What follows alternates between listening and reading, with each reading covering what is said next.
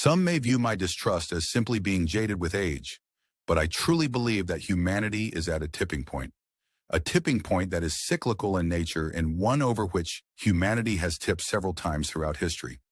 The evidence of such cycles has been presented in books like The Fate of Empires by John Bigot Glubb. The PDF can be found at the link below, or in writings like War is a Racket by Major General Smedley Butler, one of the most decorated military leaders in America's history, which details and exposes the true ends to war. For a bit of context, Butler actually exposed an attempted coup against FDR and the government of the United States by elites like J.P. Morgan and other robber barons in 1933.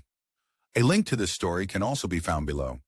As for how the past predicts the future, it may not do so in a perfect manner. While the details may differ, the outcomes for far too many are often the same. When power, money, and resources are concentrated in the hands of a few, benevolence is rarely the prevailing sentiment or intention. Given the negative outcomes seen throughout history, it falls upon us, the previous generation, to inform and warn the next generation of the possible impacts that men and women of power have had throughout the ages. It is up to us to point out the trends we see, whether they be good or, more importantly, bad, as they portend for mankind's future.